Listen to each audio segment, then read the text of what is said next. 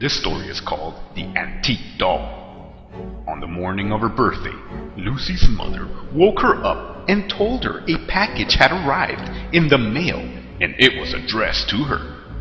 The girl hurriedly unwrapped the gift and was horrified at what she found inside. It was the most disgusting old doll she had ever seen. It was completely bald and its skin was cracked and caked in dirt.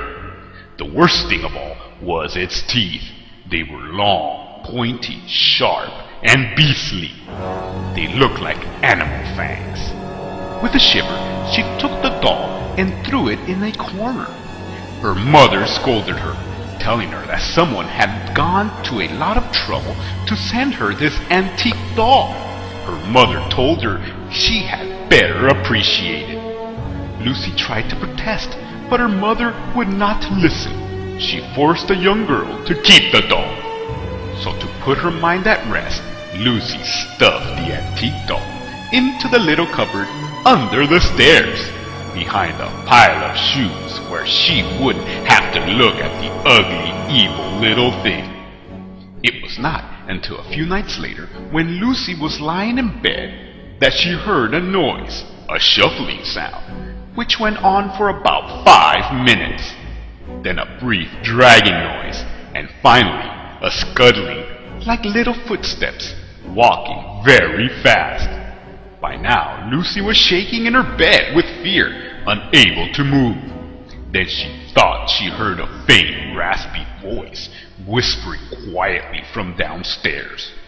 Lucy always slept with the door open and the landing light on, as she was a little scared of the dark. She heard the voice say, "Lucy, I am on the first step," and then loud scrabbling again, as whatever was speaking apparently turned tail and returned to its place of hiding. Lucy was so scared that she didn't sleep a wink that night, but laid in fear until the break of dawn, when her mother got up for school. Lucy tried to explain to her mother what had happened the night before, but was so tired that when her mother passed it off as just a dream, she began to believe that it might be the case. Of course, it wasn't. Lucy begged her parents to let her throw the antique doll into the garbage, but they insisted that it was a present and she had to keep it. So Lucy reluctantly went back to bed, telling herself that it had only been a dream. She checked the cupboard under the stairs, but the doll was exactly where Lucy had left her. That night, Lucy fought sleep, but she eventually drifted off, even though she had fought sleep. Presently, the deep, disembodied voice woke Lucy again. She wondered if she could only hear it in her head. "Lucy, I'm on the 4th step," it said. Then came to scuffling noise and the voice didn't reoccur that night. Lucy was crying by now, and again she didn't sleep that night.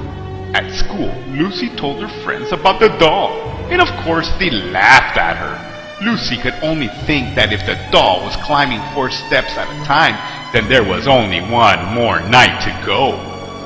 That night, Lucy decided to shut her bedroom door.